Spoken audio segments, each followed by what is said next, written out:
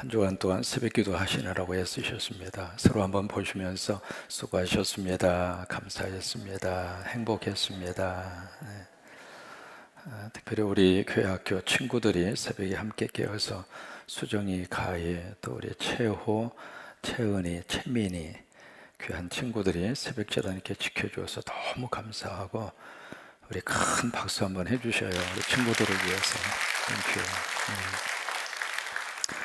또 지금 온라인상으로 카카오 TV하고 유튜브를 통해서 같이 끼어서 이렇게 새벽기도 쌓는 분들이 평균적으로 약 한 23분, 4분 정도 같이 지금 실시간으로 깨어서 같이 새벽기도를 하고 있는 분들이 계십니다. 여러분 그분들을 생각하면서 한번 머리에다 이렇게 공간은 다르지만 같이 우리 예배를 하고 있으니까 주의 이름으로 사랑합니다 한번 시그널을 한번 보냈으면 좋겠습니다. 카메라가 좀 잡아주세요. 여기 지금 하나님의 전에 오신 여러분이나 온라인상으로 같이 예배하는 여러분이나 좀 크게 좀 크로즈업을 해서 좀 잡으세요. 네, 조금 더 크게 잡으세요. 예. 그래야 이제 사랑한다는 표시가 나오니까 주의 이름으로 사랑합니다. 네, 감사합니다. 고맙습니다. 예. 오늘이 제헌절이죠. 특별히 하나님께서 이 민족 가운데 자유민주주의를 허락하셔서 그 안에서 우리 남한의 백성들이 살아가도록 역사하신 것은 하나님의 큰 축복입니다. 만약에 이쪽이 공산주의 이념 속에서 세워졌다면 어떻겠을까? 끔찍한 생각을 할 수밖에 없는데 그 자유민주주의를 근간으로 해서 법을 제정한 것을 공포한 날이 바로 오늘 72년 전 제헌절의 의미를 가지고 있습니다. 1948년 5월 10일에 총선이 있었죠. 그러고 나서 21일 이후에 1948년 5월 31일 날 총선에서 뽑힌 첫 번째, 그러니까 제1대 국회의원들이 되겠죠. 그분들이 이제 모여서 처음으로 제헌 국회를 열게 됩니다. 그때 이제 통상의 예에 의해서 가장 연장자를 임시 의장으로 그렇게 선출을 하는데 그분이 이승만 박사였습니다.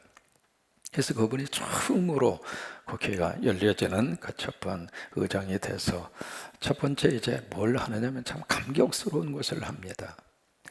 국회 속기록에 보시면은 그때에 그분이 발언을 했던 내용들이 그대로 속기록에 기록이 되어 있습니다. 한번 잠깐 이승만 박사의 목소리를 조금 흉내를 내서 이렇게 하지 않았을까 하는 생각을 해보면서 잠깐 한번 들어보시기를 바랍니다.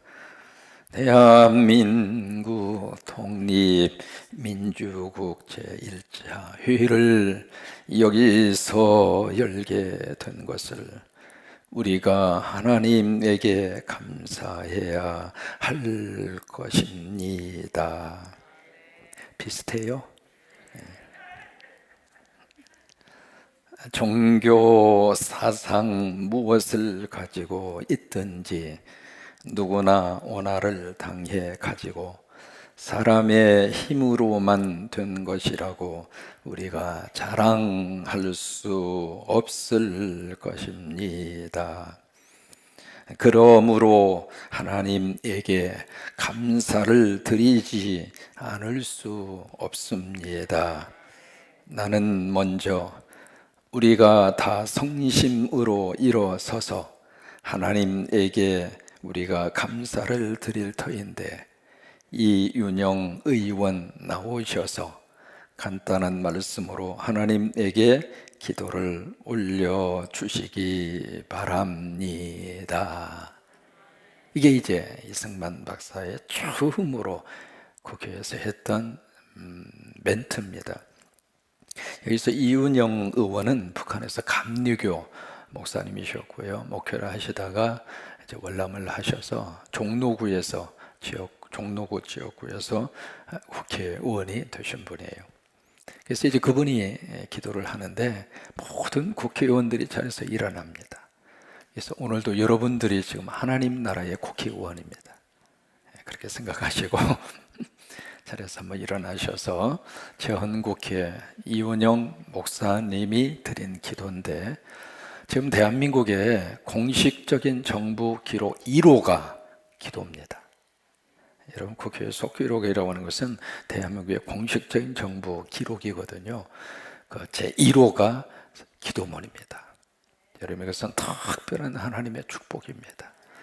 기도를 시작하게 하시고, 기도를 통해서 헌법을 만들게 하시고, 기도를 통해서 이 나라의 근간을 형성하도록 역사하시는 것은 하나님의 큰 축복입니다. 여러분, 화면을 보시면서 같이 이 기도문을 하나님 앞에 같이 올리도록 하겠습니다. 이 우주와 만물을 창조하시고 인간의 역사를 섭리하시는 하나님이시여, 이 민족을 돌아보시고 이 땅에 축복하셔서 감사에 넘치는 오늘이 있게 하심을 주님께 저희들은 성심으로 감사하나이다. 오랜 세월 동안 이 민족의 고통과 호소를 들으시고 정의의 칼을 빼서 일제의 폭력을 굽히시사, 하나님은 이제 세계 만방의 양심을 움직이시고 또한 우리 민족의 염원을 들으심으로 이 깊은 역사적 환희의 날을 이 시간에 우리에게 오게 하심은 하나님의 섭리가 세계 만방에 현시하신 것으로 믿나이다. 하나님이여, 이로부터 남북이 둘로 갈라진 이 민족의 어려운 고통과 수치를 신원하여 주시고, 우리 민족, 우리 동포가 손을 같이 잡고 웃으며 노래 부르는 날이 우리 앞에 속히 오기를 기도하나이다. 하나님이시여, 원치 아니한 민생의 도탄은 길면 길수록 이 땅의 악마의 권세가 확대되나 하나님의 거룩하신 영광은 이 땅에 오지 않을 수 없을 줄 저희들은 생각하나이다. 원컨대 우리 조선 독립과 함께 남북 통일을 주시옵고, 또한 민생의 복락과 아울러 세계 평화를 허락하여 주시옵소서. 거룩하신 하나님의 뜻에 의지하여 저희들은 성스럽게 택함을 입어 가지고 글자 그대로 민족의 대표가 되었습니다. 그러하오나 우리들의 책임이 중차대한 한 것을 저희들은 느끼고 우리 자신이 진실로 무력한 것을 생각할 때 지와 인과 용과 모든 덕의 근원 되시는 하나님께 이러한 요소를 저희들이 간구하나이다. 이제 이로부터 국회가 성립되어서 우리 민족의 염원이 되는 모든 세계 만방이 주시하고 기다리는 우리의 모든 문제가 원만히 해결되며, 또한 이로부터 우리의 완전 자주 독립이 이 땅에 오며 자손만대에 빛나고 푸르른 역사를 저희들이 정하는 이 사업을 완수하게 하여 주시옵소서. 하나님, 이 회의를 사유하시는 의장으로부터 모든 우리 의원 일동에게 건강을 주시옵고, 또한 여기서 양심의 정의와 유신을 가지고 이 업무를 완수하게 도와주시기를 기도하나이다. 역사의 첫걸음을 걷는 오늘의 우리의 환희와 감격에 넘치는 이 민족적 기쁨을 다 하나님에게 영광과 감사를 올리나이다. 이 모든 말씀을 주 예수 그리스도의 이름 받들어 기도하나이다. 아멘. 하나님 아버지, 72년 전 일제치하로부터 이 땅에 해방을 주시고 해방 후 3년 동안 우리 민족에는 이념과 사상의 갈등이 치열했습니다. 그 속에서 한국의 자유민주주의의 토대를 둔 귀한 재헌국회가 성립이 됐으며 헌법을 제정하는 바로 그 순간 가장 먼저 하나님 앞에 기도하도록 하나님께서 인도해 주셔서 고맙습니다. 기도가 있는 나라입니다. 그리고 기도하는 하나님의 백성들이 있는 나라입니다. 오 주여, 우리 기도가 그치지 아니하도록 도와주옵소서. 기도하는 민족은 하나님이 도와주십니다. 기도하는 민족은 하나님이 책임지십니다. 기도하는 나라는 하나님이 붙들어 주십니다. 그 은혜와 능력이 앞으로도 이 나라와 이 민족 가운데 임하게 하옵소서. 기도와 말씀 위에 세워지는 이 나라가 되게 하여 주셔서 하나님이 기뻐하지 않는 악법들은 이 나라에서 추방시켜 주시고 오직 하나님이 기뻐하는 의와 정의와 양심과 그리고 말씀 위에 토대를 둔 아름다운 법들이 우리 백성도 이 민족 가운데 아름답게 제정되도록 하나님이 역사하여 주시옵소서. 예수님의 이름으로 축복하고 기도합니다. 아멘. 앉으시기 바랍니다. 에스겔서 37장과 그 다음에 에스겔서 40장은 모두가 다 같은 주제를 가지고 있습니다. 무슨 주제냐면 회복이라고 하는 주제입니다. 37장에서는 바로 민족에 대한 회복 문제를 다루고 있고 40장으로 가시면은 성전에 대한 회복의 역사가 시작이 됩니다. 여기서부터 에스겔서를 통해서 하나님이 주시고자 하는 놀라운 하나님의 희망입니다. 에스겔서 전반부에 바로 하나님의 영광이 성전에서 떠납니다. 그러면서 이제 예루살렘 성전이 무너지게 되죠. 근데 그 떠났던 하나님의 영광이 다시 성전으로 돌아옵니다. 여러분, 가정도 그러고 교회도 그러고 민족도 그러고 하나님이 계셔야 그 공동체는 앞으로 미래가 있습니다. 하나님이 떠나면 그 공동체의 미래는 아무 의미가 없습니다. 그래서 하나님의 영광이 다시 성전 안에 돌아오게 되는데 이 37장과 40장이 바로 그런 내용을 가지고 있습니다. 그 다음에 여기 이제 38장과 39장이 중간에 등장을 하는데 이 내용은 여러분 월요일날 오셔서 화요일날 오셔서 꼭 이 내용을 들으셔야 왜 이 회복과 회복의 메시지의 중간에 이 내용이 들어갔는가 이해를 하실 수 있습니다. 이제 그렇지 않고 이 성경을 37장 있다가 38, 39로 가면 내용이 전혀 다르거든요. 분위기가 180도로 확 바뀌어집니다. 왜 그럴까? 그 질문을 가지고 다음 주 화요일을 기대하시기 바랍니다. 그래야 계속 오니까. 여기 이제 회복의 메시지를 주시는데 이 37장에서 세 가지 회복의 내용을 담고 있습니다. 첫째로 우리가 이번 주에 조금 말씀을 살펴본 대로 첫 번째 나온 것이 바로 뭐예요? 마른 뼈입니다. 마른 뼈가 어떻게 됐느냐면 살림의 역사로 나타납니다. 여러분, 이 살림이라고 하는 단어가요, 복음서 속에 가장 중요한 예수 그리스도의 이 땅에 와서 하나님이 하시려고 하는 하나님의 거룩한 사역의 본질입니다. 그래서 우리는 예배 때마다 성광 그래요. 그러니까 여러분 외칠 때마다 하나님 우리 살려주세요. 우리 영혼을 살려주시고 우리 가정 살려주시고 자녀 살려주시고 우리 기업 살려주시고 우리 이 지역을 살려주시고 우리 민족을 살려주시고 여러분 믿음으로 외칠 때마다 하나님이 들으시고 하나님이 역사하세요.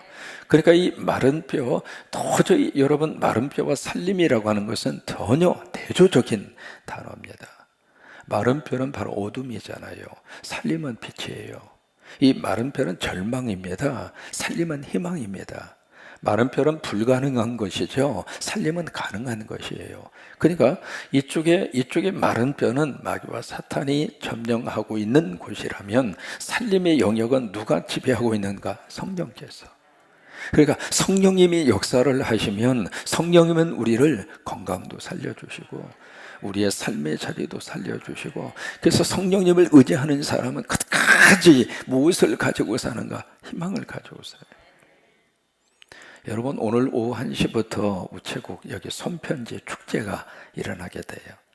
마스크 쓰시고요 오셔서 한번 쭉 같이 한번 참여를 해 주시면 좋겠습니다. 이 교회를 중심으로 지금 아마 대한민국에 우체통 길이라고 하는 길 이름이 난 데는 여기밖에 없습니다. 우리 교회 주소가요 계복동 3-1이기도 하지만 우체통 길 2길입니다. 우체통 2길 17번지.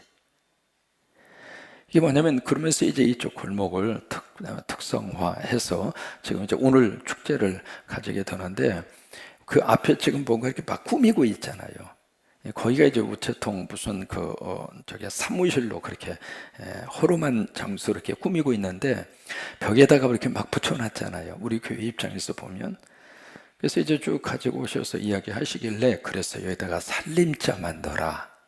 그러면 우체통 거리 축제는 살아난다. 그랬더니 그분이 그 말뜻을 알아듣고 살림자 집어넣었잖아요. 살림자만 들어가면 하나님이 살려주세요.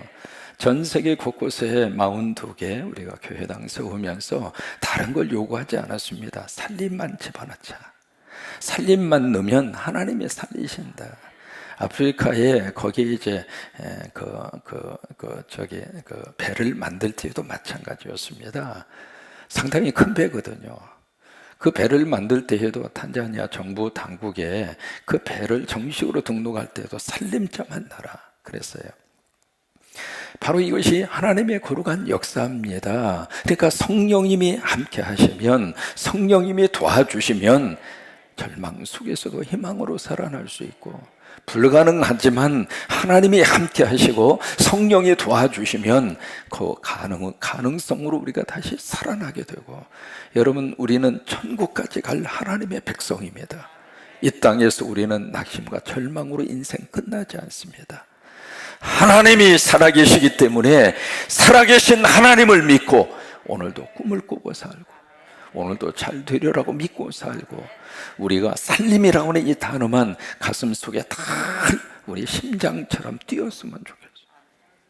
저는 살림이라고 하는 말만 생각하면 가슴이 뜹니다. 여러분도 뛰시죠? 예, 뛰는 소리가 여기까지 들리는 것처럼 보입니다. 예, 그래요. 그래서 이제 마른 뼈의 환상을 통해서 하나님의 살림의 아름다운 비전을 주셨고, 두 번째, 둘이 되었던 것을 하나로 만들어 주시는 하나님의 역사를 우리에게 보여주셨습니다. 그것이 바로 어제 새벽에 우리가 살펴본 대로 두 개의 막대기, 이것을 에스겔에게 두 개의 막대기에다가 한쪽은 유다 그리고 그의 짝 이스라엘 자손이라, 한쪽은 요셉, 에브라임, 그의 짝 이스라엘의 온 족속이라 쓰라고 그랬잖아요. 그래서 이쪽은 바로 유다고 이쪽은 바로 이스라엘을 의미하는 그런 막대기인데, 우리식으로 말하면 이쪽은 북한이고 이쪽은 남한이라 이 말이에요. 이 두 개의 나라가 지금 서로 나누어져 있습니다. 원래는 하나였는데, 하나였던 뿌리도 하나고, 그리고 한 가족이었고 한 혈통이었고 하나로 살았는데, 이것이 둘로 나누어져요. 여러분, 둘로 나누어진 것은 하나님의 뜻이 아닙니다. 어떤 경우가 있어도 하나님은 우리가 하나가 되기를 원하십니다. 오죽하면 요한복음 17장 예수님의 기도거든요. 그 예수님의 기도 가운데 계속 나오는 단어가 하나입니다. 아버지, 저들이 하나가 되게 하옵소서. 아버지, 저들이 하나가 되게 하옵소서. 여러분, 하나가 되는 것이 하나님의 뜻입니다.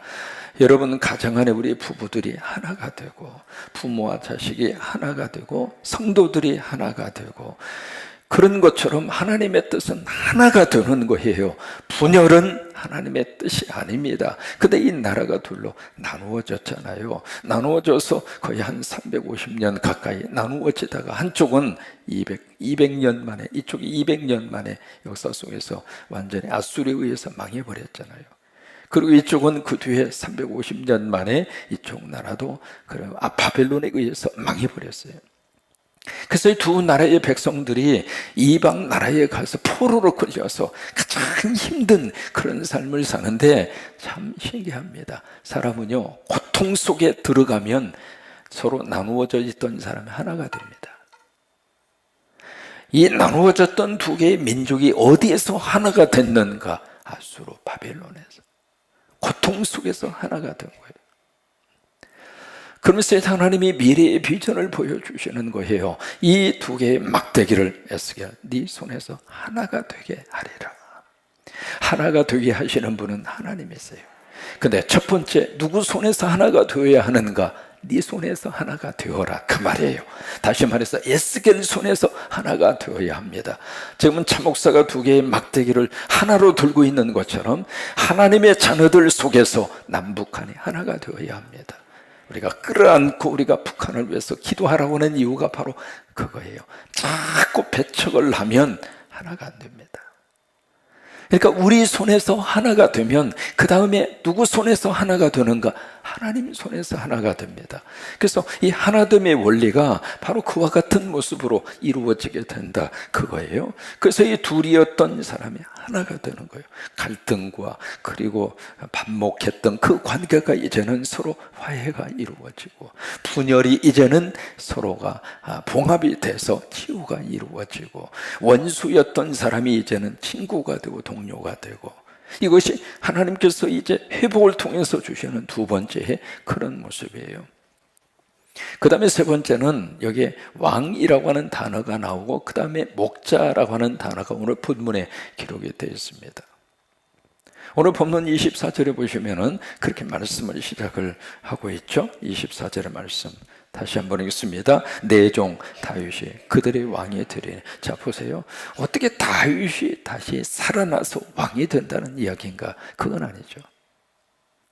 벌써 이 시대에 다윗은 1000년 전의 사람이에요.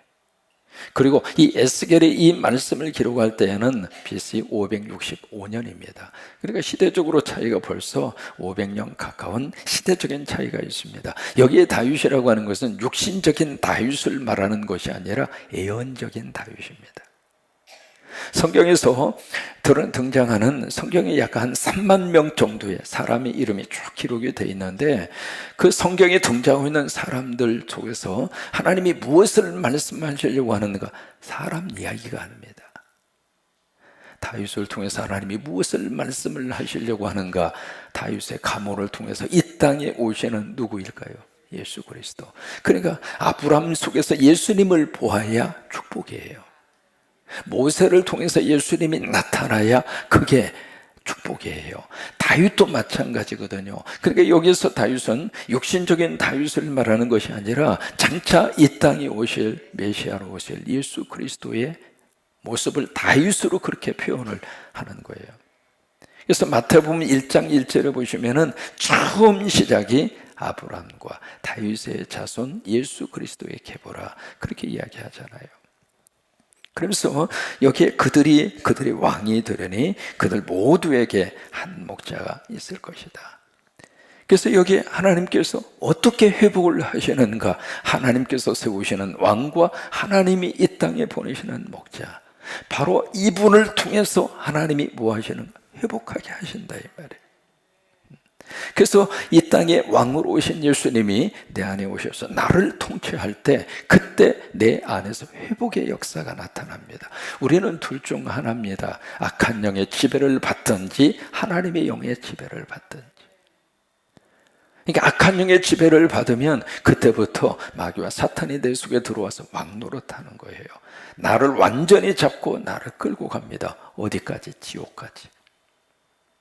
그래서 늘 우리가 계속 기도해야 할 이유는, 하나님, 내가 하나님의 지배를 받는 내가 되게 하여 주옵소서.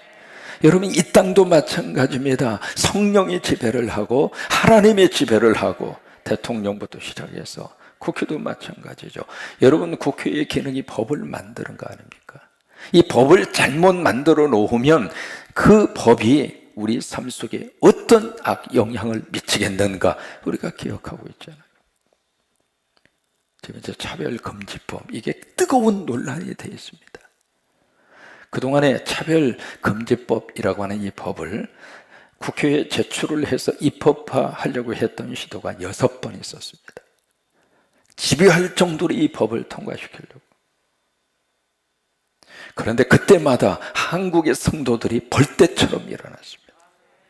이것은 어떤 일이 있어도 통과돼서는 안 된다. 아니, 통과시켜서는 안 된다. 그래서 계속 이것이 좌절이 되고. 근데 이번에 21대 국회에서 정의당의 한 국회의원이 또 이것을 입법화하려고 시도를 하고 있습니다.